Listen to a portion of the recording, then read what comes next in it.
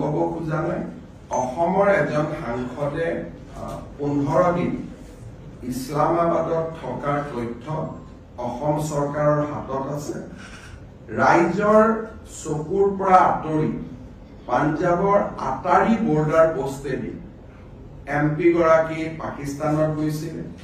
গেটৰ আনপাৰে কোনে তেওঁক ৰিচিভ কৰিবৰ কাৰণে ৰখি আছিলে কিহৰ কাৰণে Islamabad is a journey of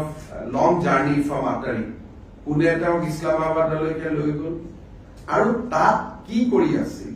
এই বিষয়ে আমি জানিবৰ কাৰণে চেষ্টা কৰি আছো দ্বিতীয়তে সেই সময়ছোৱাতে তেখেতে নেপাললৈ গৈছিল আৰু সেই সময়ত নেপাল ISI যথেষ্ট এক্টিভিটি আছিলে নেপালত তেওঁৰ কোনো পাব্লিক এংগেজমেন্ট আমাৰ নটিছত নাছিলে হলিডেৰ কাৰণে গলে ইউজুৱেলি ফেমিলিৰ সৈতে যায় it was a individual trip দুইটা ট্ৰিপৰ কিবা সম্পৰ্ক আছে নেকি তাকো আমি চাব চেষ্টা কৰিছো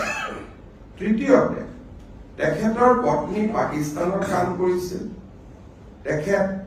নতুন দিল্লীলৈ আহে আৰু আন এটা অনুষ্ঠানত যোগদান কৰে কিন্তু নতুন দিল্লীত কাম কৰি থকা অনুষ্ঠানটোৰ এনেকুৱা এটা অনুষ্ঠান যে তেওঁলোকলৈকে পাকিস্তানৰ পৰা প্ৰতি মাহে টকা আহে আৰু সংসদ গৰাকীৰ পত্নী সেই টকাৰে দৰমহা দিয়া এই গোটেইখিনি কথা ডকুমেন্টছ বেংক একাউণ্টছ সকলো অসম পুলিচৰ হাতত আছে আৰু সংস্থাটোৰ পৰিচালকসকলক আমি যেতিয়া ইন্টাৰোগেট কৰিছিলো তেওঁলোকে কৈছিলে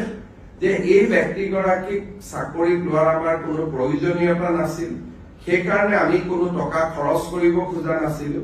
তেতিয়া পাকিস্তানৰ পৰা আমাক কোৱা হৈছিল যে গোটেই দৰমহাটো আমি দিম আপোনালোকে তেওঁক চাকৰিত ৰাখক এই গোটেই কথাখিনি ৰেকৰ্ডত আছে গতিকে ছেপ্টেম্বৰলৈকে মই ভাবো আৰু বহুত কথা পোহৰলৈ আহিব SIT ইনভেষ্টিগেশ্যন ৰিপৰ্ট আমি সদনৰ সন্মুখতো ৰাখিম সাংবাদিকসকলৰ সন্মুখতো ৰাখিম যিমান দূৰলৈকে পাৰো আমি তদন্ত কৰিম আৰু যিমান দূৰলৈ আমি নোৱাৰো ভাৰত চৰকাৰৰ কোনোবা এটা সংস্থাক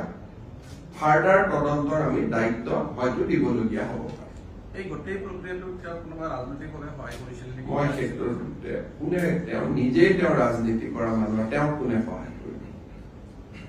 এটা পাকিস্তানৰ কোনোবা ৰাজনীতিবিদে সহায় কৰিছিল নাই কৰা সেইটোতো মেটাৰ অফ ইনভেষ্টিগেশ্যন